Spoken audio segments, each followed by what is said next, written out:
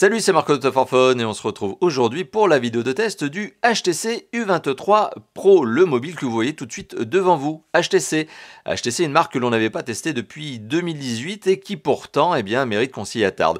C'est une marque qui a eu son heure de gloire, on le sait, sur le marché des smartphones dans le passé. C'est une marque qui a opéré un petit virage, on va dire ça comme ça, stratégique, notamment avec le HTC Vive, réalité augmentée, réalité virtuelle, vous le savez, ce fameux appareil. Malgré tout, HTC, c'est une marque qui commercialise chaque année 1 à 2 nouveautés smartphones. Et ici, on est en face du U23 Pro, un mobile qui a été commercialisé en mi-2023. On est en janvier 2024 lorsque je fais cette vidéo. Et ce téléphone est un moyen de gamme. Initialement, il a été commercialisé au prix maximum conseillé de 549 €. Et on le retrouve désormais aux alentours de 400, 450 €, notamment sur la boutique officielle de HTC. Mais pour faire la bonne affaire, vous le savez, je vous recommande tout simplement d'utiliser notre comparateur de prix, dont vous retrouverez le lien en description, en commentaire, en annotation de cette vidéo. Donc le comparateur de prix qui vous permet de faire, vous l'avez compris, la bonne affaire sur votre prochain achat de smartphone. Le HTC U23 Pro, c'est un mobile qui présente bien. C'est un mobile qui est bien construit, on a un très bon niveau de finition, on est sur une vitre avant qui est une Corning Gorilla Victus, on est sur un châssis et une carrosserie qui sont malgré tout en plastique, mais une norme d'étanchéité IP67. Alors IP67 et non pas IP68. C'est assez étonnant, mais on est bien sur une IP67, ce qui veut dire que le téléphone est étanche dans une certaine mesure à la poussière et à l'eau. Donc vous pouvez par exemple rester dans la piscine un tout petit peu avec ce téléphone avant de craindre justement qu'il ne soit endommagé. Alors ce téléphone est décliné en deux versions. Il y a une version qui est la version blanche qui s'appelle la Snow White et il y a la version qui s'appelle la Coffee Black et celle-ci et qui à mon sens est un petit peu plus intéressante notamment avec ce jeu de couleurs que vous voyez au dos. Voilà, on a une sorte de noir qui teinte vers le marron avec le jeu de lumière. Je trouve cette version un peu plus originale. Alors je dis un peu plus originale notamment au niveau des coloris, de la couleur, mais au niveau du design, c'est assez dans l'air du temps. Voilà, c'est une façon de dire que c'est assez plan-plan. On est sur un design très classique, très habituel, pas de gros étonnements. Et tant mieux, j'ai envie de vous dire, puisque ça fait un téléphone qui justement reste dans le bon trend du design. On a à l'arrière ce dos justement sur lequel on retrouve le marquage, vous le voyez, HTC. On a ce module photo qui forme une certaine excroissance au dos du mobile et qui contient, vous l'avez vu, 4 capteurs photo avec notamment son double flash LED, justement dual tone, pour permettre de bien prendre les photos. Module photo sur lequel je reviendrai d'ici quelques instants, bien évidemment, vous vous en doutez. Une prise en main qui nécessite quand même d'avoir une main un peu large ou en tout cas qui nécessite d'avoir une main, on va dire, un peu sûre au niveau justement de cette fameuse prise en main. On a des dimensions qui sont tout de même relativement généreuses. On est sur un téléphone qui a un grand écran dont on va parler d'ici quelques instants, mais le téléphone donc du coup a des dimensions qui sont généreuses. 16,7 cm de long, 7,7 cm de large, 0,9 cm d'épaisseur, un poids de 205 grammes. Bon voilà, on est sur un beau téléphone avec une belle dimension et un bel écran sur lequel je vais arriver. Indice de réparabilité de 8,2 sur 10, donc c'est un téléphone qui est dans les bons standards également en termes d'indice de réparabilité. On peut affecter ça, on peut donner justement cette, on va dire, bonne note, on peut la faire résulter notamment de cette construction plastique qui doit permettre assez facilement de retirer le dos du mobile, ce qui est en soi un bon point justement quand on veut le réparer. On a parlé du design, un design, voilà, c'est assez classique malgré tout. J'ai pas trop été dans les détails, mais je vais juste vous dire que là, on retrouve le slot de carte SIM sur lequel je vais revenir tout à l'heure, de l'entrée micro secondaire, de l'USB-C, la grille du haut-parleur, puisque c'est un double haut-parleur sur lequel je vais revenir.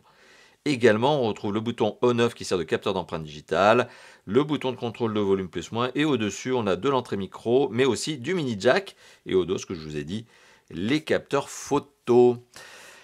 Un téléphone qui présente bien. Au niveau de l'image et du son, alors je mettrai probablement une incrustation pour vous faire une idée au niveau de l'image. On est sur un téléphone qui donne une bonne qualité d'image. On est sur un téléphone qui a un écran tout de même assez sympathique. En termes de diagonale, on est sur du 6,7 pouces OLED. Donc un très bon contraste, une très bonne vivacité de la couleur.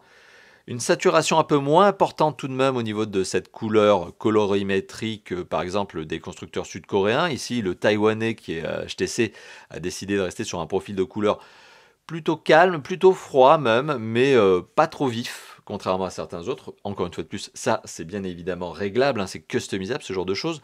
On est sur un écran qui est un format 20/9, donc plus grand que le 16/9, jugé plus immersif. 120 images par seconde au maximum, bon point, donc l'image est vive, hein, elle est dynamique, ça se ressent notamment au niveau de la navigation, mais pas que, ça se ressent bien évidemment au niveau des vidéos, si ces vidéos sont des 60 images par seconde et plus, mais rien que 60 images par seconde, on a plaisir à les regarder. Une résolution Full HD+, donc c'est 2400 pixels par 1080 pixels, ce qui donne une densité de pixels de 393 pixels par pouce.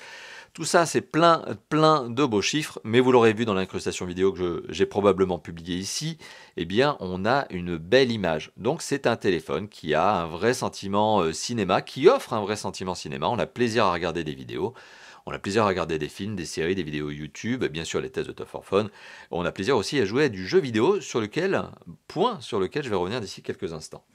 Alors on a aussi une luminosité très sympathique. Là aussi je mettrai probablement une incrustation vidéo puisqu'on arrive à plus de 1000 nits, ce qui veut dire que lorsque l'on est en réglage maximum, alors c'est aussi gérable en automatique, en manuel, vous en faites ce que vous voulez de cette luminosité, mais vous pouvez aller jusqu'à 1000 nits. 1000 nits c'est énorme, c'est un téléphone moyen de gamme, je le rappelle, et donc ça permet justement cette fameuse luminosité de contrebalancer la lumière du soleil par exemple ambiante quand vous êtes en extérieur.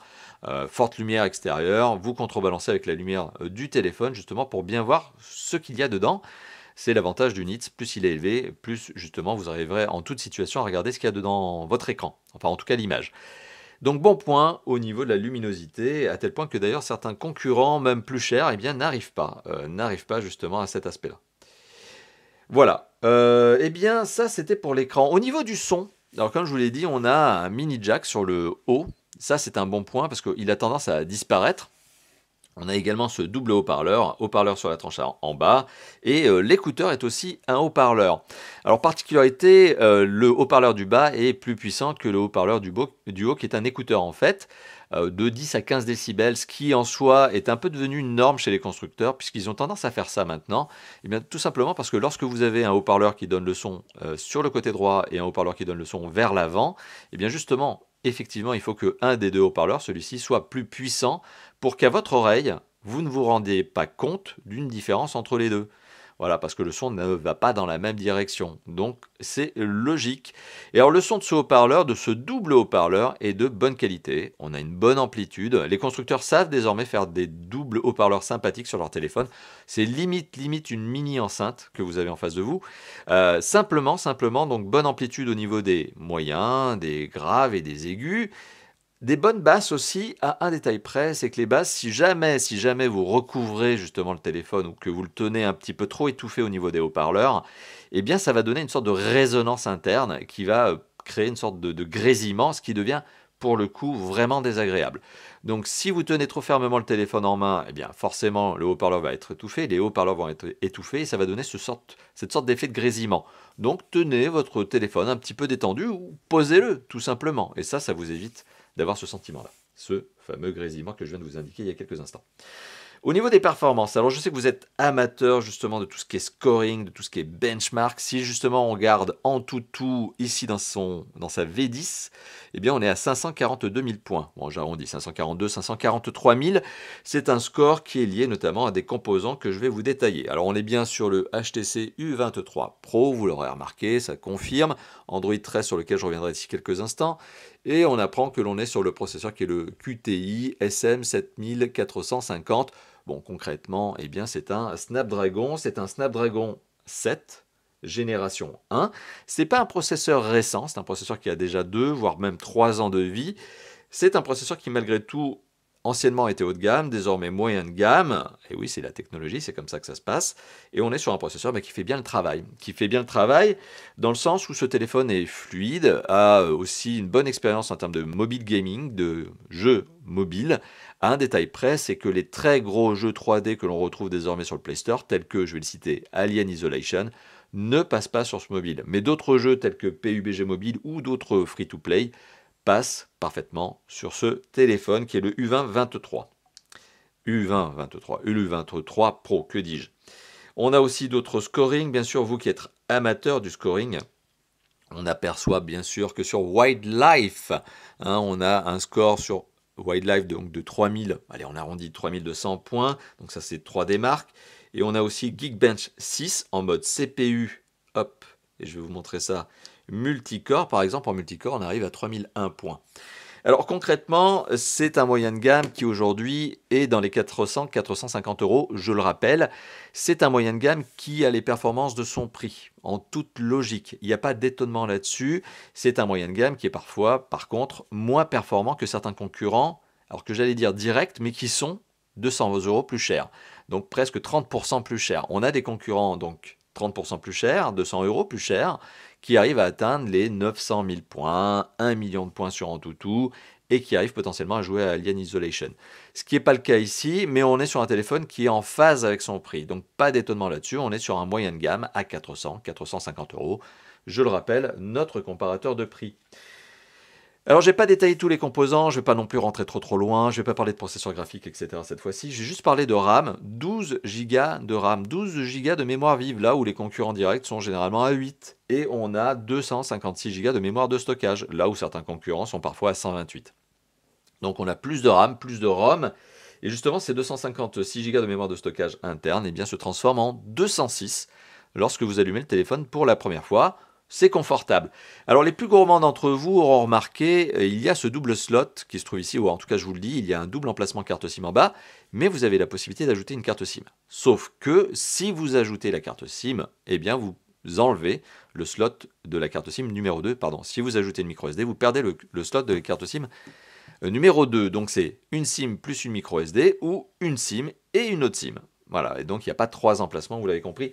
Ça, c'est le genre de choses qui m'agace un petit peu, qui m'embête un peu de devoir faire ce genre de choix. Double SIM ou SIM plus carte micro SD. Bon, ok, moi ça m'embête. Est-ce que vous, ça vous embête, justement, vous qui êtes en train de regarder cette vidéo, à vous de me le mettre dans les commentaires. Mais enfin, moi, vous avez mon sentiment. C'est un petit peu embêtant. J'aime pas trop faire ce choix-là. Alors, on a parlé des performances. Maintenant, on va parler de la connectivité. Alors, je ne vais pas rentrer dans le détail avec une application et vous montrer tout ce qu'il en est, mais voilà, petit résumé, ce téléphone est bien 4G, 5G, il a 2 emplacements de carte SIM, je vous l'ai indiqué, soit carte SIM plus micro SD. Les cartes SIM sont au format nano, j'aurais probablement mis une incrustation vidéo pour vous permettre de vous faire votre idée là-dessus, ou en tout cas de voir ce qu'il en est.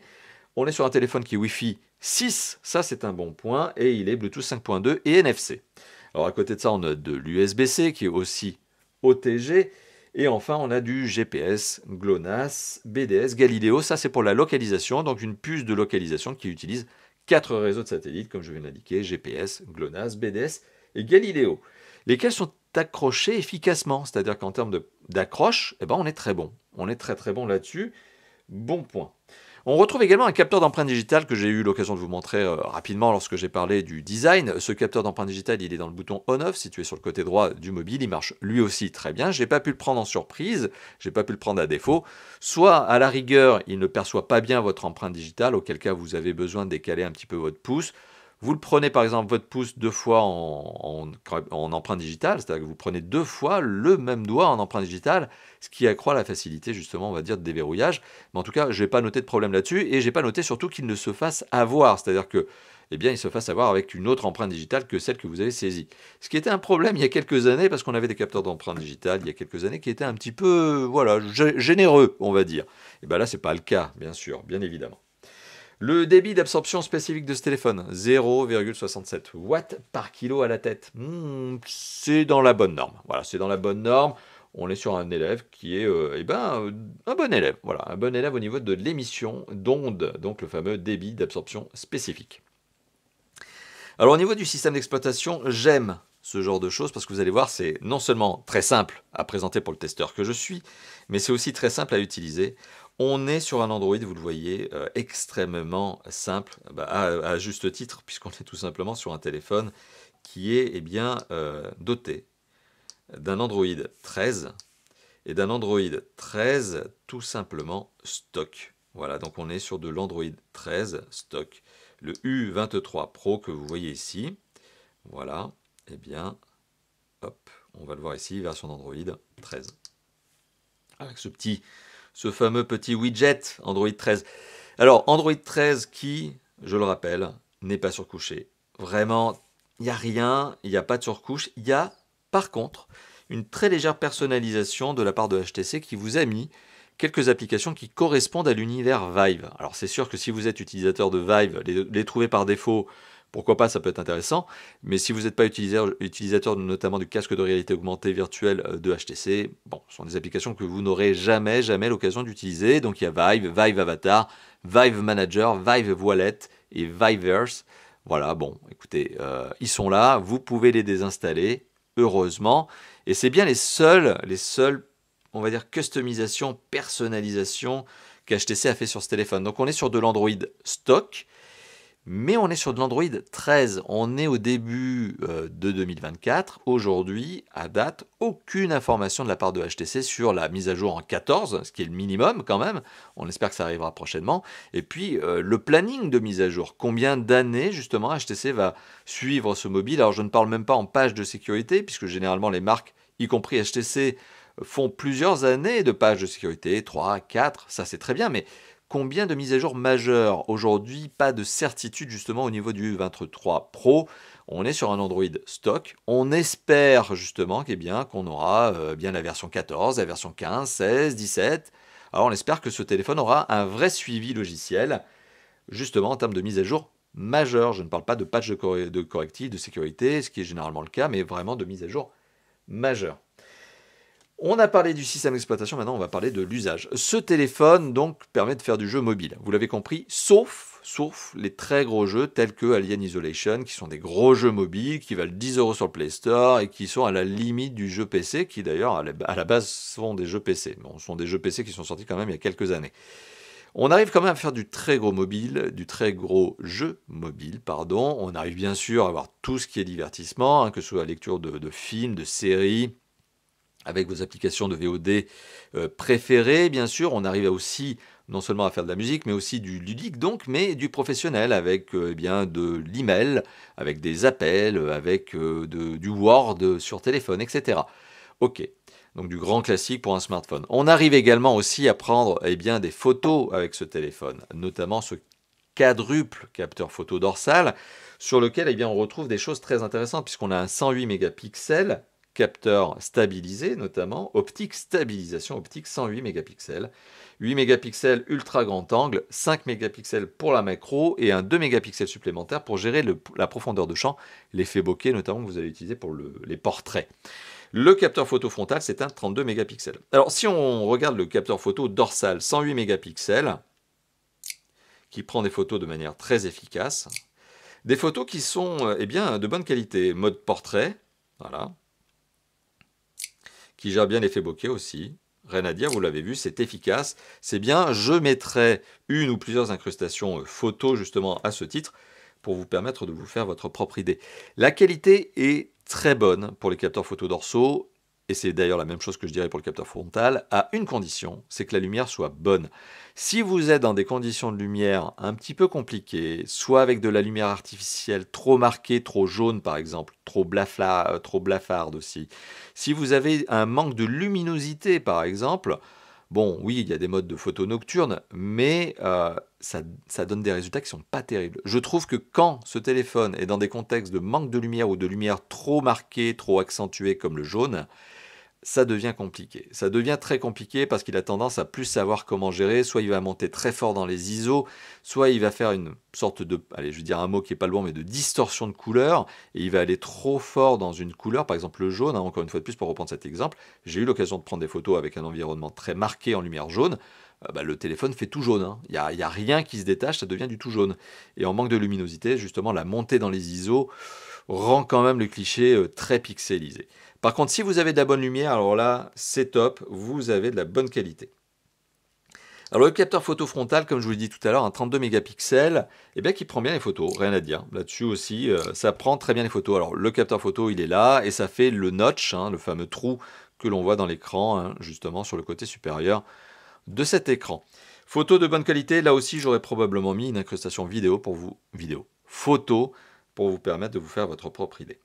Donc globalement, en termes de qualité photo, on est bien loti. On est bien loti, sauf si manque de lumière. Je ne vais pas revenir sur le sujet, je viens de détailler suffisamment souvent, longuement justement cet aspect.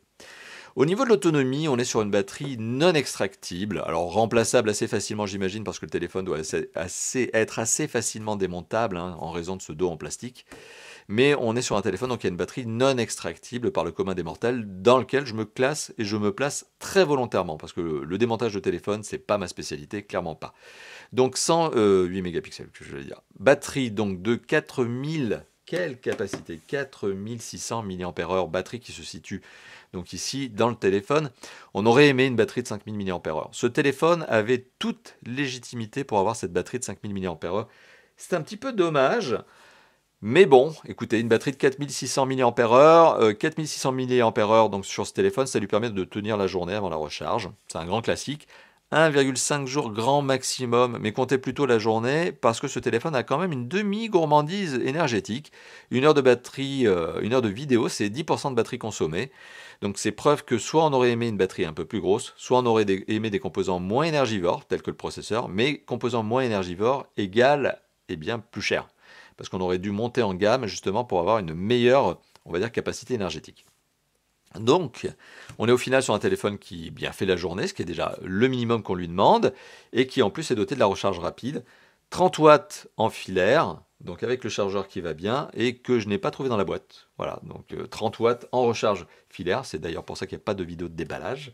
On a aussi du 15 watts sans fil, avec le dos justement, donc 15 watts sans fil, et du 5 watts en recharge réversible, parce que le téléphone peut aussi servir de batterie externe à un autre appareil, par exemple des écouteurs sans fil. Voilà, donc ça c'est pour la recharge.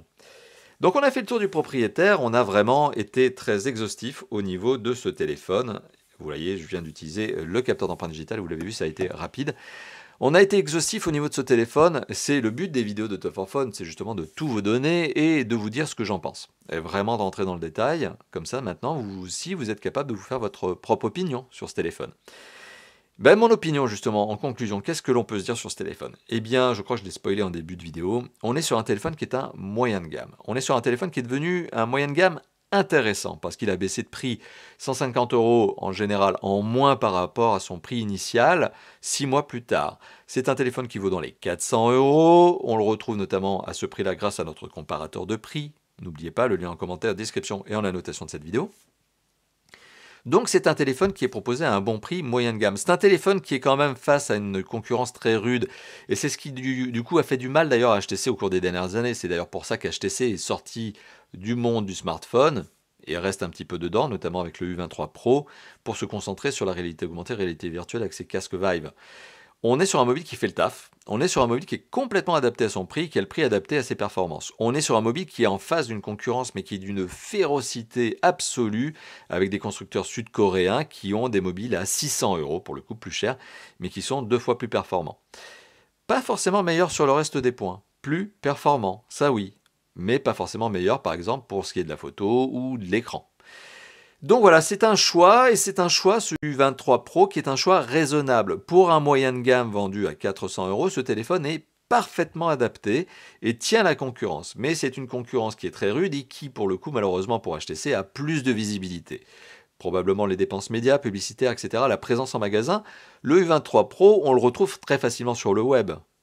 Notre comparateur de prix, notamment pour ça. Mais on le retrouve plus difficilement en boutique. Donc, c'est aussi quelque chose qui pénalise la marque HTC, c'est que le nombre de points de vente qui proposent ce téléphone, eh bien, il n'y en a pas des tonnes. Hein. Le web, par contre, oui, ça c'est un bon moyen de l'avoir. Voilà, donc c'est un mobile qui fait le taf, qui est vendu à un prix qui est tout à fait adapté, qui a le prix adapté à ce qu'il propose. Personnellement, je le recommande si vous êtes à la recherche d'un mobile moyen de gamme à 400 €, vous ne serez pas déçu. Vous ne serez pas déçu. Il y a une concurrence acharnée en face, il y a d'autres alternatives par rapport à ce mobile, donc forcément c'est une alternative parmi d'autres. Mais c'est un mobile qui ne déçoit pas. C'est un mobile qui est adapté à son prix. C'est pas un wow effect non plus. C'est un téléphone qui fait ce qu'on lui demande pour le prix qu'on l'a payé. Voilà. J'ai bien insisté sur ces notions et je n'ai pas grand chose à ajouter si ce n'est merci d'avoir vu cette vidéo. N'hésitez pas, faites-moi plaisir, à vous lâcher dans la zone de commentaires, c'est en dessous que ça se passe. N'hésitez pas également à lâcher le petit pouce bleu des familles qui fait plaisir et qui soutient eh bien, non seulement la chaîne et qui veut dire que cette vidéo vous a plu. N'hésitez pas aussi à liker, donc je viens de le dire, mais à commenter bien évidemment et aussi à vous abonner à la chaîne YouTube. C'est un bouton qui se trouve tout en bas à droite de la vidéo qui s'appelle +1 abonnement. Abonnez-vous tout simplement à cette chaîne pour être au courant des futurs tests de smartphone. Et pas que, puisqu'il n'y a pas que des tests de smartphone, il y a aussi des interviews, ça arrive, c'est arrivé, ça arrivera. Il y aura aussi peut-être des tests de mobile, gaming, de jeux mobiles et d'apps, d'applications, puisque c'est bien aussi le but. C'est l'une des idées dans laquelle j'ai envie d'aller et de justement faire quelques vidéos avec vous et de m'amuser avec vous, parce qu'il y aura aussi des lives. J'aimerais bien faire du live mobile gaming. On en reparlera. Voilà, sur ce, rien d'autre à ajouter, je vous dis à très bientôt pour d'autres vidéos, comme d'habitude, chez Top4Fun. Allez, à bientôt. Ciao, ciao.